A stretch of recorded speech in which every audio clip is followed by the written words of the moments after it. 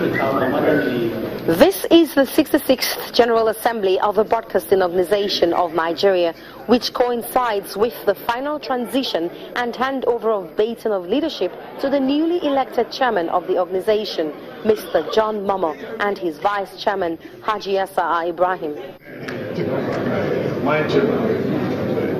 To set the tone for the assembly, which focuses on plans for the broadcast sector development, the outgoing chairman of the organization says innovation, creativity and responsiveness are critical to the Broadcasting Association. So much has been done, but much more needs to be done, especially in the area of core professional areas of broadcasting.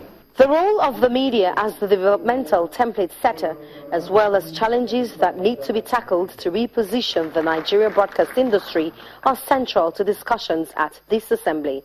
There is no stability in the sector and is drawing back the progress of broadcasting in Nigeria. There should be stability. Agenda setting within the context of the role of the media in the society is the creation and the sustenance of public awareness and the interest on key national issues by putting such issues in the front burner of national discourse. Then came the highlights of the day. I shall not allow my personal interest. The swearing in of the chief executive and his deputy. This was followed by their decoration.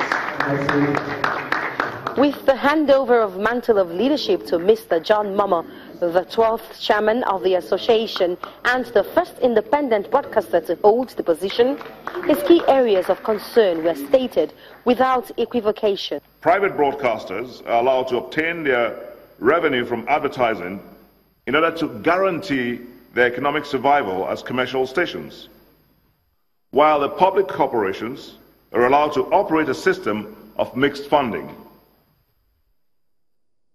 Public corporations receive a proportionate share of the revenue from fees collected from radio and television set license fees.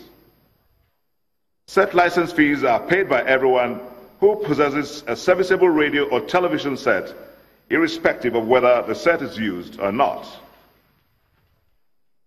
In our country, Nigeria, where the dual broadcasting system has been fully embraced and statutorily recognized, the principles governing funding of the dual broadcasting system, as it is practiced in other parts of the world, are yet to be embraced, applied, and implemented. So we are advocating a constitutional amendment such that radio and television licenses be removed as part of the functions of the local government councils, as has been espoused by the Rotao President, and the National Broadcasting Commission made to collect the license fees in trust for and on behalf of public radio and TV broadcasting stations. And this is my own emphasis. The proviso will then be that the public broadcasters will stop collecting advertising and instead make that the exclusive preserve of private broadcasters.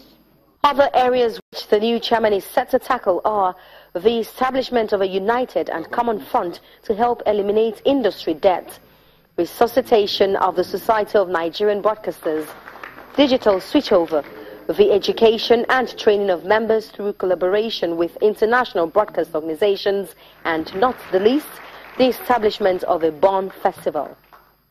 For these projections, he sets the stage with a promise of a new era in the broadcast industry.